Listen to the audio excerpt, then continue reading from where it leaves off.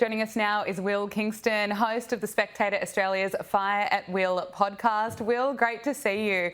I want to talk to you about the rise in violence that we're seeing at Tesla, against Tesla. Just this week, there have been several cars at a service centre in Las Vegas that were set alight. No one on the left seems to be condemning it. In fact, many are celebrating it. This is what Elon Musk had to say. It's really come as quite a shock to me that there is this level of really hatred and violence from the left.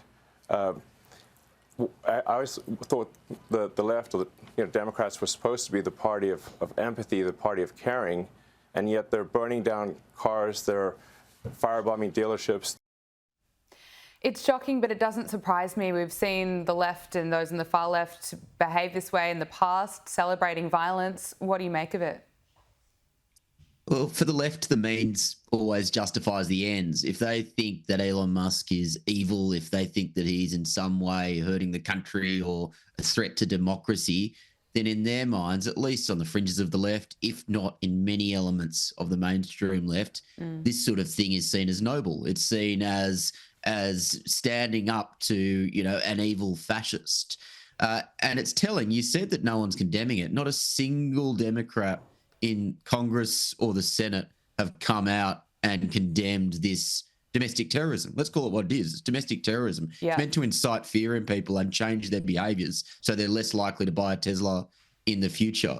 It's sad. It is a reflection of where much of the left is in 2025 in America. I think it probably will have an impact. I think, certainly some people would be less likely to buy a Tesla for fear of it being vandalised or, in the worst cases, blown up in this sort of way, or even just being shamed for buying what is the highest-selling car in the world because, for some people, they don't agree with the politics of the CEO. It's absolutely extraordinary. It's absolutely wild. A company that sells electric vehicles, they seem to have a problem with it because it's Elon Musk that is running the company. Tim Walz has gone on a crazy, deranged rant about Tesla. But every time he speaks, he just keeps going from bad to worse. He needs to stop talking. He went on Gavin Newsom's podcast, This is Gavin Newsom, where he claimed that online conservatives were the bad guys. Take a listen to this.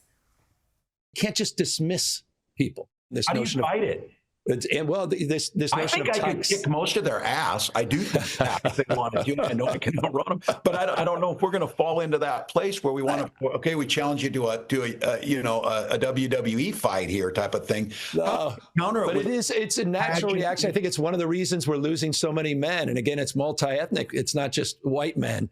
We're losing them. We're losing them to these guys online. We're losing them people that I'm bringing on this podcast as well. That's why I brought. These are bad guys, though. These are bad guys. But they exist, and we could deny they exist. They exist. Not only they exist, they persist, and they're actually influencing young kids every single day. How do we push some of those guys back under a rock? Good luck, Tim Walz. Here he is speaking about fighting MAGA supporters. At least Gavin Newsom is trying to pretend he cares about the right. He's trying to get some kind of understanding as to why they lost, or why the Democrats lost so badly in the 2024 election. But what do you make of what Tim Walz is saying? Who is he really winning over by making these comments? Yeah, very few people I would have thought. It's this sad, tragic attempt at some sort of faux masculinity or macho or machismo.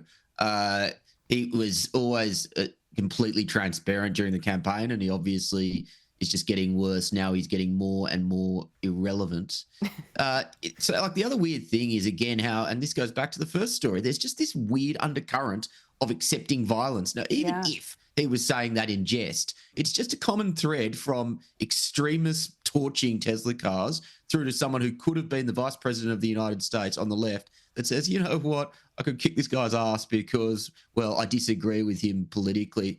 But, people talk about Trump as bringing a more uncouth or bringing kind of a more vulgar element to politics, but it's just as bad on the left, really. Like the days of having statesmen like Reagan or even someone like an Obama are well and truly over, and it's because, there's a reason why people are less trusting of politicians than they ever have been. It's because so many of the politicians act in this sort of stupid way. Yeah, and that's such a fair point. Tim Walz is actually the one saying, bring on the violence, bring on fighting MAGA supporters. There we go. Well, Tim Walz doesn't seem to get it, and neither does Chuck Schumer. He went on The View with a crazy rant where he was essentially blaming people for caring about how much they actually pay in tax and where that money goes.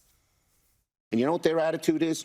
I made my money all by myself. How dare your government take my money from me? I don't want to pay taxes. Or, I built my company with my bare hands. How dare your government tell me how I should treat my customers, the land and water that I own, or my employees? They hate government. Government's a barrier to people, a barrier to stop them from doing things. They want to destroy it. We are not letting them do it, and we're united. That's the message the American people really want. That's certainly the guy to lead the Democrat Party. Yeah, geez, I feel dumber whenever I have to watch a clip from The View, and that's no exception. The funny thing is, and it is Donald Trump's superpower, he is very good at picking 80-20 issues which have the support of 80% of the American population. Non-controversial stuff like men shouldn't be in women's sport, or in this case, the government shouldn't be wasting your money. And because they hate him so much, they then fall into the 20% side of the equation and are forced to take these sorts of positions, which no reasonable person would take. Every single reasonable person thinks it's a good thing that the government is finally cracking down on waste and fraud and just the ridiculous excesses within government agencies. And unfortunately, the Democrats, and this guy is the number one ranked Democrat left in politics, they just don't get it because they're so blinded by their hatred of Trump and more recently their hatred of Elon Musk. Yep, and we're just seeing that play out, and somehow it seems to be getting worse. This week, a federal judge who was nominated to the bench by Barack Obama essentially ordered that Elon Musk and DOGE reinstate the functionality of USAID. Now, Donald Trump has, of course, called the agency a scam. We've had so much evidence, so many receipts about the waste and abuse that was taking place at USAID. What's your assessment of how this has been playing out, especially in the courts? Well, it's very simple. Under the American Constitution, the president is the head of the executive branch, and the executive branch includes agencies like USAID. He can do this.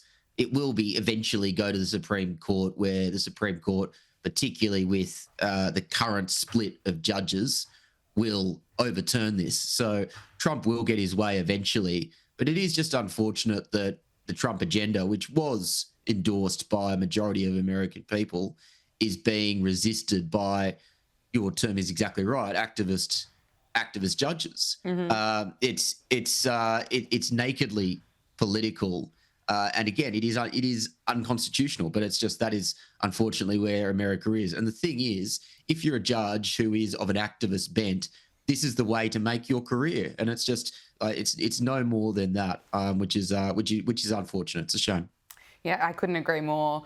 Will, wasn't it extraordinary to watch the astronauts who'd been stranded in space since June last year return to Earth? Thanks to Elon Musk and to SpaceX and NASA, of course. They landed off the coast of Florida surrounded by dolphins. Let's take a look.